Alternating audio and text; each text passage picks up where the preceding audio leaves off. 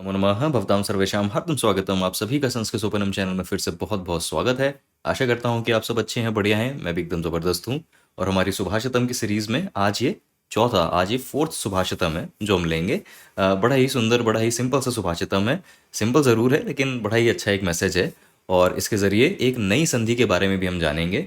तो क्या है, क्यों है? चलिए डायरेक्ट शुरुआत करते हैं इस वीडियो की। तो सुभाषितम से संस्कृतम सीरीज़ में हमारा ये 4th सुभाषितम है आज। सुभाषितम क्या है? चलिए एक बार मैं आपको बोल के बता देता हूँ। अन्नदानम महादानम विद्यादानम मतः परम अन्नेन क्षणिका तृप्तिः यावज्जीवम च विद्यया। तो ये एक सुभाषितम है। इसका जैसे हमने पहले भी सुभाषितम में करा है कि हम जो भी सुभाषितम लेते हैं तो सबसे पहला स्टेप होता है, और सिर्फ ये सुभाषितम के लिए लागू नहीं होता है, कोई भी संस्कृत का साहित्य आप लेते हैं तो सबसे पहला स्टेप होता है संधि विच्छेद करना। तो इस सुभाषितम में वैसे ज़्यादा संधि नहीं हो रही हैं, सिर्फ एक ये जो शब्द है यावजीवम, यावजीवम इसमें बस संधि लग रही है, जिसकी वजह से ये दो शब्द बाहर आते हैं, यावत और जीवम। यावत और जीवम किसी एक संधि की वजह से ये बन जाते हैं यावजीवम। तो इसके अलावा कोई और संधि नहीं है। जो ये संधि होती है जिसको हम अनुस्वार संधि कहते हैं, तो ये मैंने आपको पहले भी बताया है कि जब भी हम संधि विच्छेद करके लिखते हैं तो ये भी एक संधि ही होती है, अनुस्वार संधि।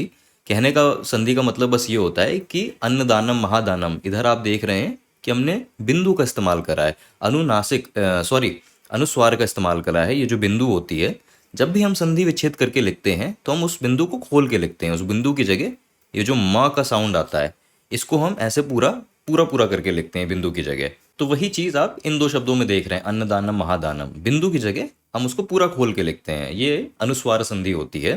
खैर, ये करके हमारे संधि विच्छेद करके हमारे सारे शब्द अब बाहर आ गए। अब सबसे पहले ये जो संधि हो रही है इन दोनों के बीच में, इस नई संधि को जानते हैं। तो चलिए आगे बढ़ते हैं। तो ये जो दो शब्द हैं यावत जीवम, इसमें मैंने आपको पहले अभी जो दिखाया कि जो दो हमारे शब्द हैं यावत और जीवम, ये जो दो शब्द हैं ये जुड़ के बन रहे हैं यावत जीवम। तो इन दो शब्दों के बीच में एक्चुअली दो स्टेप में संधि हो रही है। पहले एक संधि हो रही है और फिर उसके बाद दूसरी संधि हो रही है। तो जो ये पहली संधि हो रही है वो ये जश्तु संधि है, और इस संधि के बारे में हम पिछले वीडियो और उससे भी पहले वाले वीडियो में, दोनों वीडियो में हम देख चुके हैं ये संधि, जश्तु संधि। तो ये संधि क्या होती है, नियम मैं एक बार आपको बता दे रहा हूँ कि वर्ग का जब प्रथम व्यंजन होता है, 5 ही वर्ग हैं, का वर्ग, चा वर्ग, टा वर्ग, ता वर्ग, पा वर्ग, ये 5 वर्गीय व्यंजन के ग्रुप हैं, वर्ग हैं। तो इसका जो प्रथम व्यंजन के सामने कोई स्वर या कोई मृदु व्यंजन आता है, स्वर आप सबको पता ही है, वॉवल्स। मृदु व्यंजन क्या है ये हम वही पिछले 2 वीडियो में इसकी बात कर चुके हैं क्योंकि ये संधि पहले भी थी। तो मृदु व्यंजन व्यंजनों का एक समूह, व्यंजनों का एक ग्रुप है। उस ग्रुप के अंदर कौन कौन आता है? तो उस ग्रुप के अंदर हर वर्ग के 3rd, 4th और 5th व्यंजन प्लस जो 4 अंतस्था व्यंजन होते हैं, कौन से? या, र, ल, व और हा।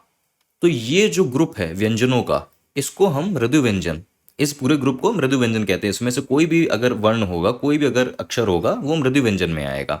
ठीक है।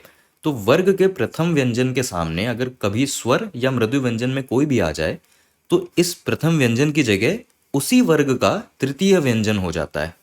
इसीलिए देखिए मैंने यहाँ पे लिखा है कि का के सामने अगर स्वर या मृदु व्यंजन आएगा तो का की जगह उसी वर्ग का जो तृतीय व्यंजन है, का, खा, गा, वो हो जाएगा गा। ऐसे ही अगर आप ये देखिए टा, तो टा के सामने अगर स्वर या मृदु व्यंजन में कोई आएगा तो जश्तु संधि के चलते टा की जगह उसी वर्ग का तृतीय व्यंजन हो जाएगा, तो टा, ठा, डा, तो डा हो जाएगा उसकी जगह। तो ये जो जश्न संधि हम यहाँ पे पढ़ रहे हैं, हमने कई सारे उदाहरण लेके पिछले 2 वीडियो में देखी है। हमारे श्लोक में कैसे लग रही है, क्योंकि मैंने आपको बताया कि हमारे जो श्लोक में जो हमारे मुख्य शब्द हैं यावत और जीवम, तो पहले स्टेप में ये जश्न संधि लग रही है और दूसरे स्टेप में एक दूसरी संधि लग रही है जिसको हम आगे देखेंगे। लेकिन चलिए पहला स्टेप पहले देखते हैं। तो यावत और जीवम ये दो हमारे शब्द हैं। यावत के बाद में, यावत के एंड में ता ये व्यंजन है, और जीवम की शुरुआत में जा ये व्यंजन है। तो देखिए ता, ये ता वर्ग का प्रथम व्यंजन है, एकदम सही बात ना, ता था दादा ना, इस वर्ग का ये प्रथम व्यंजन है ता। इसके सामने क्या आ रहा है? जा, और जा ये एक मृदु व्यंजन में आता है। ठीक है। तो नियम क्या कहता है जश्न संधि का, कि कोई भी वर्गीय व्यंजन का जो प्रथम व्यंजन के सामने अगर स्वर या मृदु व्यंजन में कुछ भी आ गया तो इस प्रथम व्यंजन की जगह उसी वर्ग का तृतीय व्यंजन हो जाएगा। तो ता की जगह क्या आ जाएगा? दा। तो यावत जीवम, इसकी जगह ये हो जाएगा याव, और यहाँ दा आ जाएगा और जीवम तो वही रहेगा। तो शब्द क्या अब हमारे बन गए, यावद जीवम। तो ये हो रहा है संधि के चलते कि इस जीवम के जा की वजह से जो हमारा यावत जीवम शब्द है वो बदल के हो जा रहा है यावद जीवम। ठीक है, और अब ये दोनों शब्द के बीच में एक और संधि लगेगी, क्योंकि ये पहला स्टेप था जैसे मैंने आपको बताया। अब इन दोनों शब्द के में फिर एक संधि लगेगी। तो अब वो संधि कौन सी है, वही हमारी मुख्य संधि है, क्योंकि वो नई संधि, अभी तक हमने वो संधि नहीं पढ़ी है। तो वो संधि क्या है, चलिए अब देखते हैं उसको। इन शब्दों के बीच में क्या लगेगा, यावद और जीवम के बीच में। तो ये है वो हमारी नई संधि, इसका नाम है च्युत्व संधि। और ये संधि का नियम क्या कहता है, संधि का नियम कहता है कि अगर सकार सा, जब हम संस्कृत में कोई एक अकेले वर्ण को बोलते हैं तो हम उसके आगे ये कार ऐसा करके जोड़ देते हैं। तो अगर ये सा है हलंत के साथ, तो कई जगह आप इसको देखेंगे लिखा सकार, ऐसा बोलते हैं कि बोलने में थोड़ी सुविधा हो, तो इसलिए हम इसको सकार बोलेंगे। अगर मान लीजिए कोई और अक्षर है, मान लीजिए ता, तो इसको हम बोलते हैं तकार। ऐसे ही वॉवल के साथ भी होता है, स्वर के साथ भी होता है कि आ, इसको बोलेंगे तो इसको बोलते हैं अकार। अगर हम अकार बोल रहे हैं तो कहने का मतलब हम इस आ वर्ण की बात कर रहे हैं। ये बोलने का तरीका होता है संस्कृत में।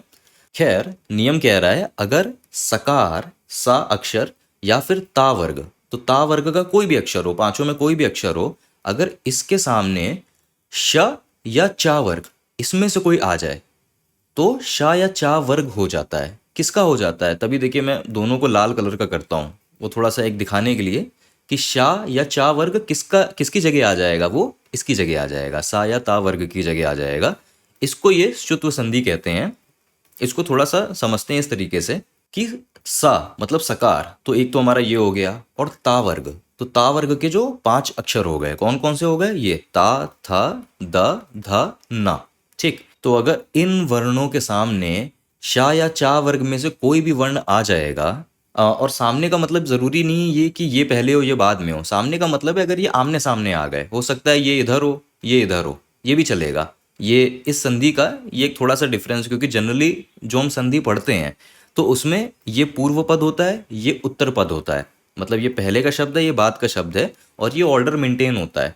लेकिन इस संधि में यहाँ पे ये होता है कि बस एक दूसरे के साथ भी आ जाए, जरूरी नहीं है कि ये पहले हो ये बाद में हो, कोई भी कभी आ सकता है, बस अगर एक दूसरे के सामने भी आ गए तो भी ये संधि लग जाएगी। ठीक है, ये नियम का वो है, जैसे जैसे अभ्यास करते हैं सब चीज़ें वैसे भी क्लियर हो जाती हैं। खैर, होगा क्या अगर इसके सामने, इन अक्षरों के सामने, इन अक्षरों के, खैर होगा क्या कि अगर इसके सामने कोई शा या चा वर्ग में कोई भी अक्षर आ जाए तो इनकी जगह पे इस शा या चा वर्ग के ये अक्षर हो जाएंगे। तो कहने का मतलब है कि अगर सा के सामने इसमें से कुछ भी आ गया तो सा हमेशा बदल के शा हो जाएगा। ऐसे ही अगर मान लीजिए ये दा, इसके सामने शा या चा वर्ग में से कोई भी आ गया तो इस दा की जगह में ये हो जाएगा जा, ये ऐसा हो जाएगा। ठीक है, ऐसे ही ता के सामने अगर इनमें से कुछ भी आ गया तो ता की जगह चा हो जाएगा। ये कह रहा है कि ये जो सा या ता वर्ग के जो अक्षर हैं ये बदल के शा या चा वर्ग के अक्षर बन जाते हैं इसके सामने आने से। अब इस चीज को चलिए उदाहरण से देखते हैं हमारे श्लोक में लग कैसे रहा है। तो पहले स्टेप करने से हमारे शब्द क्या हो गए थे, यावद और जीवम। ठीक है, हमारा मुख्य शब्द था यावत, लेकिन जश्त संधि के चलते ये ता की जगह दा हो गया था तो बन गया यावद जीवम। ठीक है, तो अब हमारे शब्द क्या है, यावद और जीवम। अब देखिए हो क्या रहा है कि यावद के दा, दा के सामने क्या आ जा रहा है, जीवम का जा। ठीक, और दा ये किस वर्ग का है, ये ता वर्ग का है।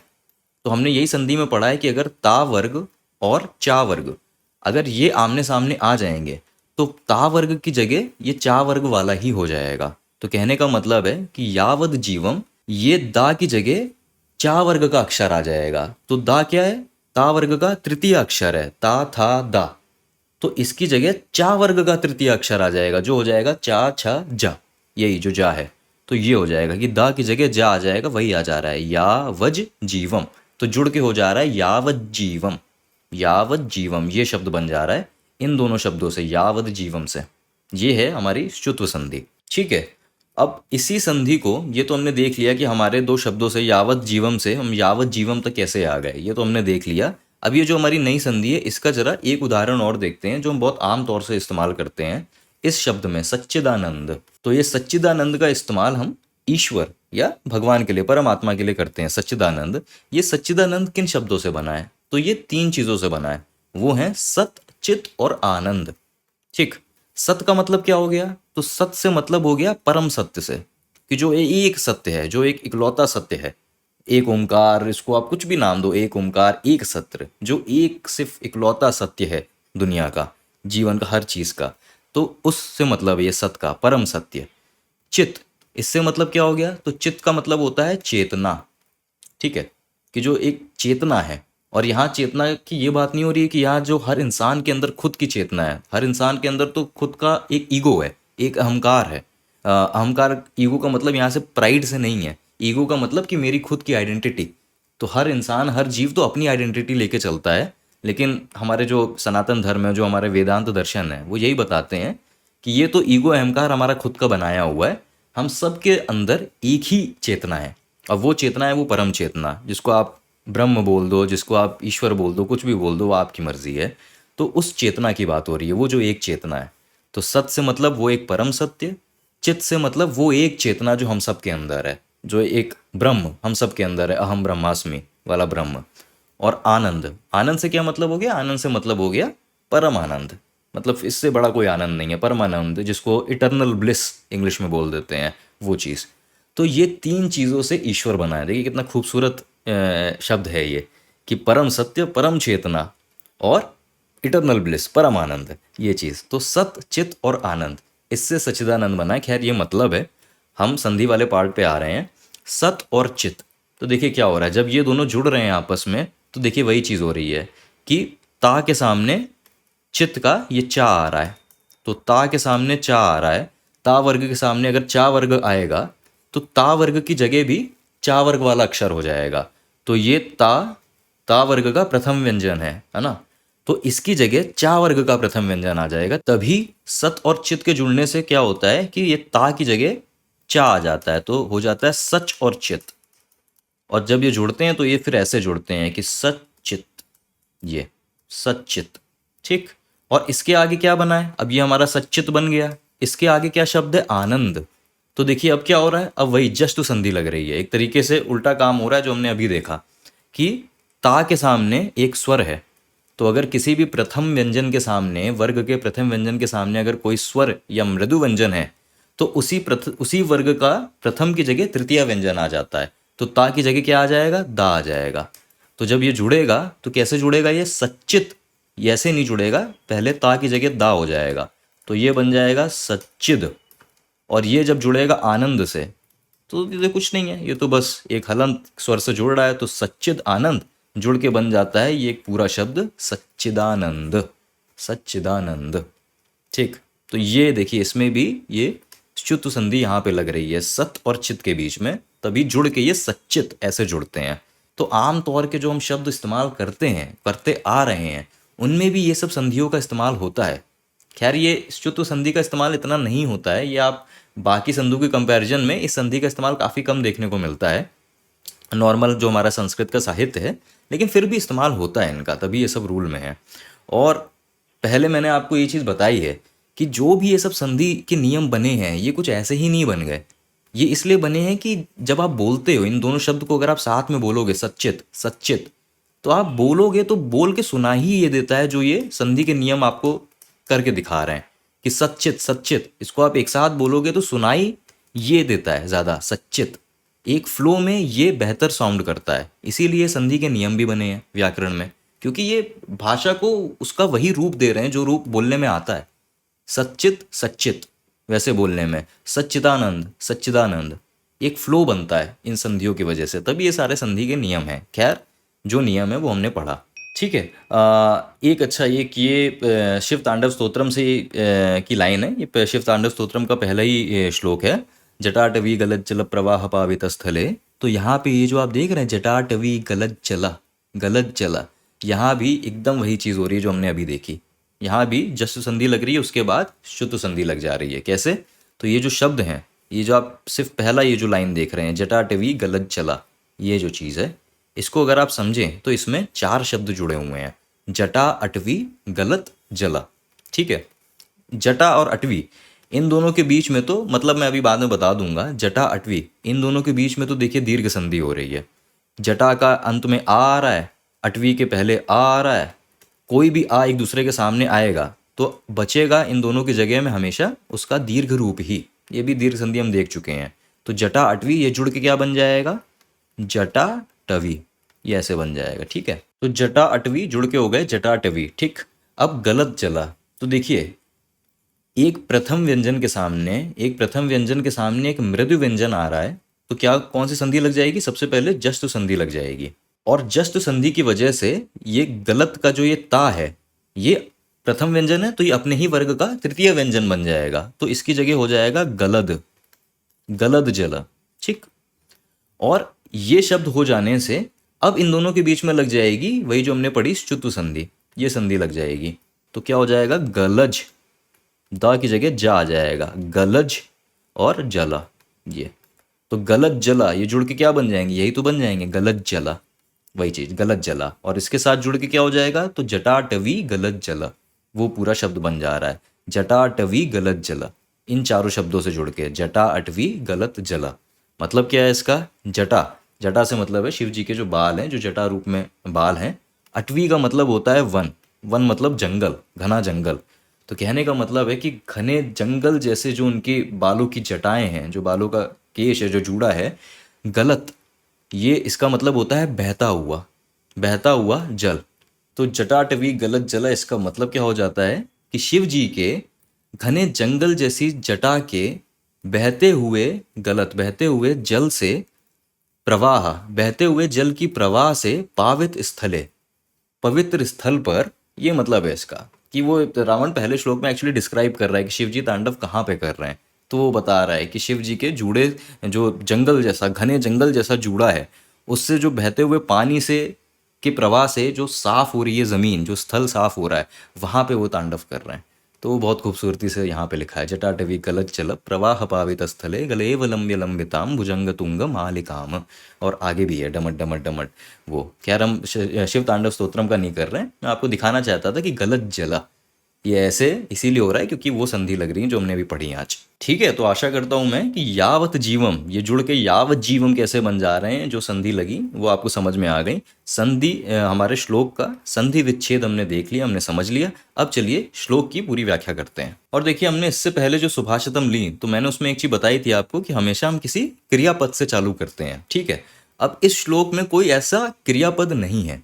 तो जब क्रियापद नहीं है तो कहने का मतलब है कि ये जो अस्ति होता है, अस्ति का मतलब है, तो ये मान के चलते हैं, ये तो है ही है कि जिस चीज़ के भी बारे में बात हो रही है वो अस्ति, वो है, तो ये मान के चला जाता है। आप इस क्रियापद को भी ले सकते हैं, नहीं तो किसी एक शब्द से ही चालू कर लीजिए, ऐसा कोई हार्ड एंड फास्ट रूल नहीं है।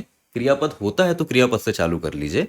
यहाँ पे हम चालू कर रहे हैं इससे, महादानम, इस शब्द से। ठीक है, महादानम का मतलब क्या है, ये जो हम लोग तो हिंदी बोलते हैं, हम समझी जाएंगे इसको देख के। महादानम का सीधा सा मतलब है महान दान।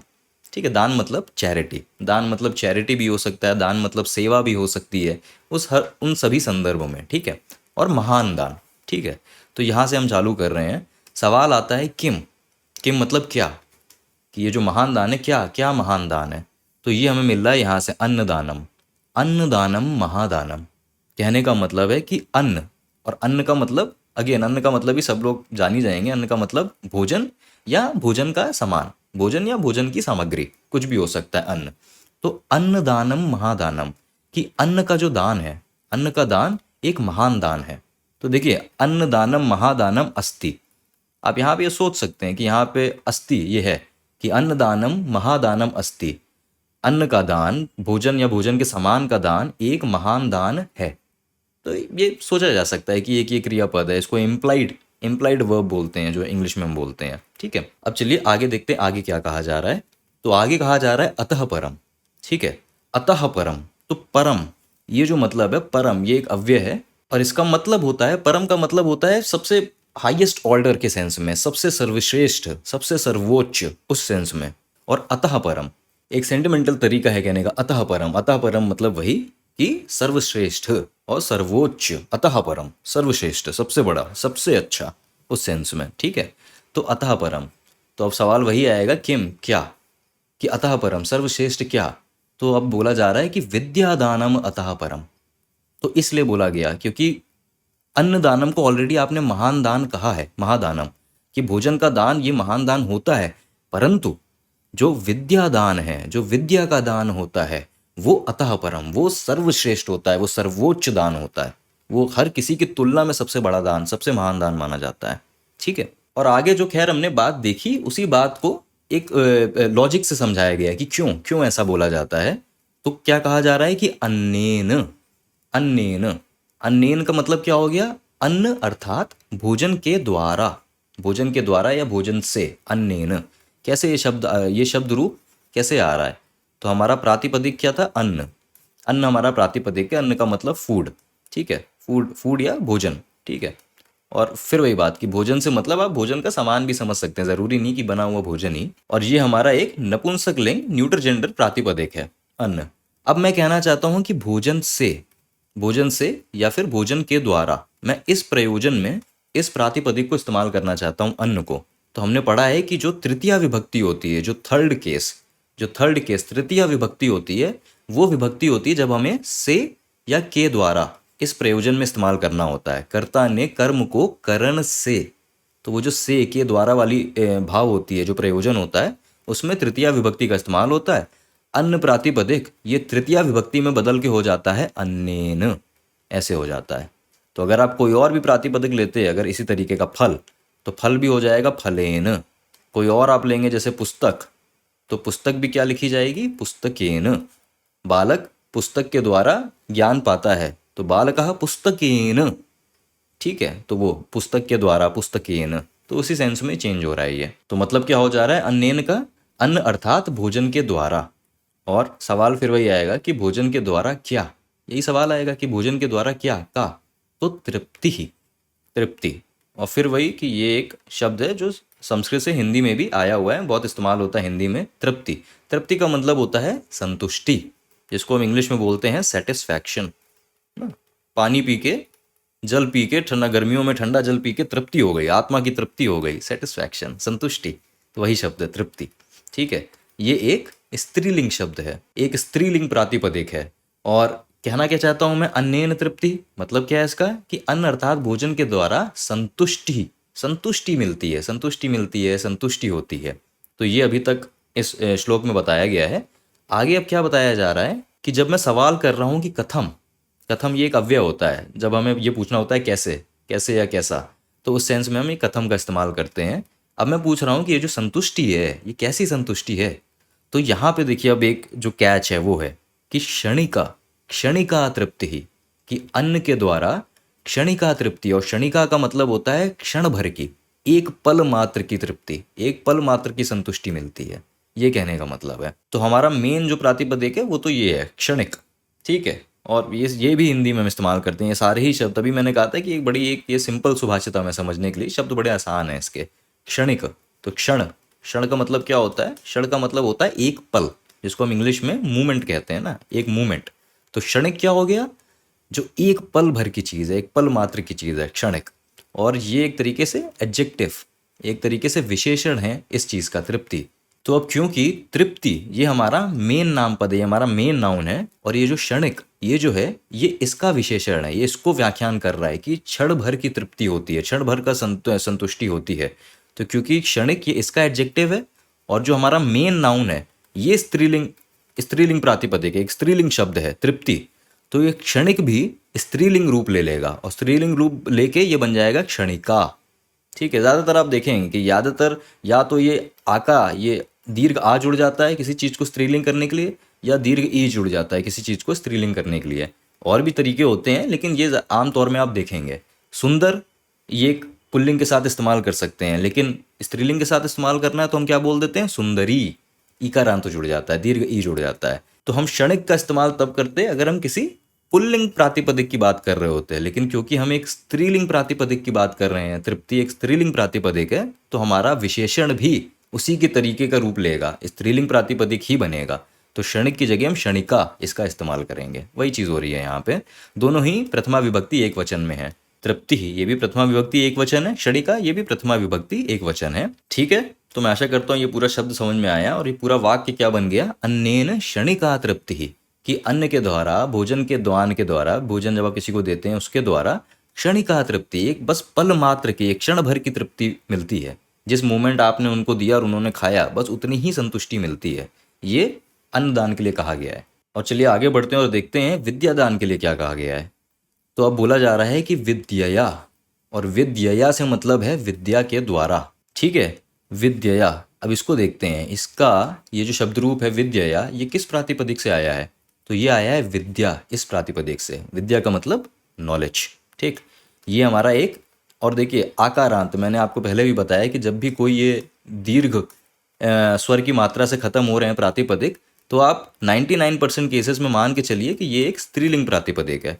तो विद्या ये एक स्त्रीलिंग शब्द है, एक स्त्रीलिंग प्रातिपदिक है। जैसे मान लीजिए आप ले लीजिए माला, ये शब्द ले लीजिए, जैसे आप सीता ये ले लीजिए, ये सारे ही आकारांत स्त्रीलिंग प्रातिपदिक हैं। वैसे ही विद्या भी है। ठीक, और मैं कहना चाहता हूँ कि विद्या से, मैं ये कहना चाहता हूँ विद्या से, या वही वही प्रयोजन विद्या के द्वारा मैं ये कहना चाहता हूँ। तो मैं कौन सी विभक्ति इस्तेमाल करूंगा? हमने पहले देखा अभी तृतीया विभक्ति, थर्ड केस। मैं तीसरी तृतीया विभक्ति का इस्तेमाल करूंगा। तृतीया विभक्ति में ये विद्या ये बदल के हो जाता है विद्यया, इस रूप में आ जाता है। तो अब देखिए थोड़ा रूप में थोड़ा सा अंतर होता है कि जो हमारे नॉर्मल अकारांत शब्द होते हैं, जैसे बालक ले लीजिए, जैसे यही फल ले लीजिए, जैसे हमने लिया था अन्न ले लिया था, तो ये सब तृतीया विभक्ति में बदल के कैसे हो जाते हैं? बालकेन, फलेन, अन्नेन। तो ये ऐसे होते हैं। लेकिन जो ये आकारांत शब्द होते हैं, जैसे विद्या हो गया, माला हो गया, सीता हो गया, तो ये तृतीया विभक्ति में बदल के हो जाते हैं ऐसे विद्यया। अगर माला को बदलना है, अगर आपको कहना है माला के द्वारा, माला से, तो आप इस्तेमाल करोगे मालया इस शब्द का।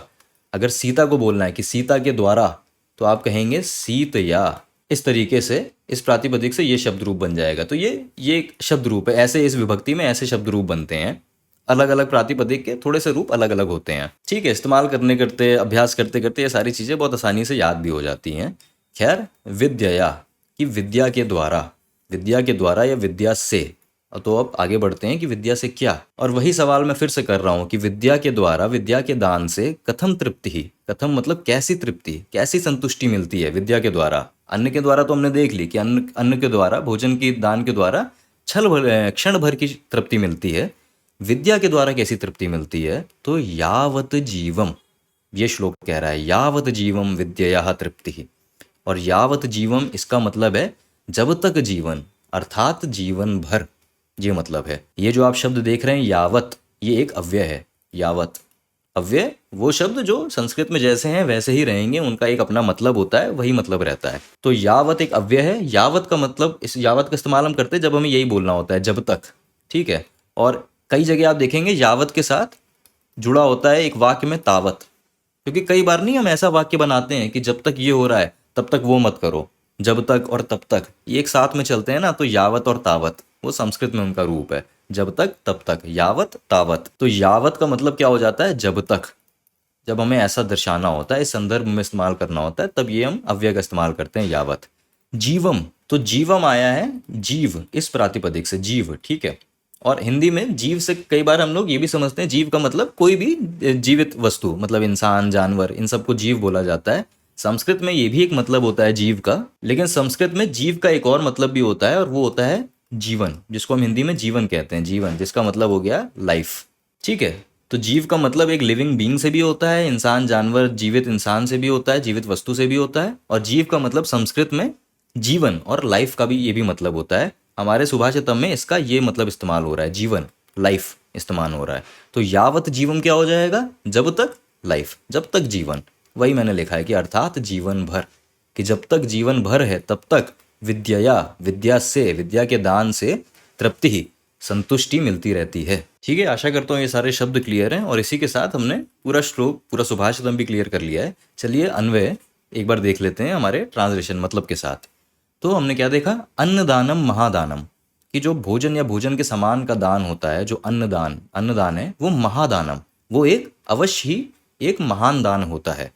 तू, अब ये मैंने ब्रैकेट में इसलिए डाला है कि समझने के लिए थोड़ा कुछ चीज़ें हमने ऐड कर दी हैं, कि अगर ये श्लोक ना होता, अगर ये एक गद्य होता, एक प्रोज फॉर्म में लिखा होता, तो ये कैसे लिखा होता। तो कुछ चीज़ें हमने ऐड कर दी हैं। वही चीज़ है तू मतलब परंतु, कि भोजन का दान, अन्न का दान एक ज़रूर महान दान है, परंतु विद्यादानम, जो विद्या का दान है, अतः परम, वो सर्वोच्च दान है, ये चीज़। और उसकी वजह क्या बताई गई कि अन्नेन मतलब भोजन से, किसी भी व्यक्ति को जब आप भोजन देते हैं तो भोजन से किसी की व्यक्ति को बस क्षणिका तृप्ति ही, तृप्ति ही, संतुष्टि होती है, लेकिन कैसी होती है? क्षणिका, एक पल भर की तृप्ति मिलती है, एक क्षण भर की तृप्ति प्राप्त होती है। लेकिन विद्यया, तो विद्यया, विद्यया मतलब विद्या से, और इसका मतलब कि अगर उसी व्यक्ति को विद्या का दान देकर आत्मनिर्भर बना देने से, हमने विद्या का दान दिया उसको, उसको सिखा दिया, पढ़ा दिया, तो वो आत्मनिर्भर बन गया उस चीज से। जो ये तृप्ति है, जो ये संतुष्टि है, ये कैसी है? यावत जीवम।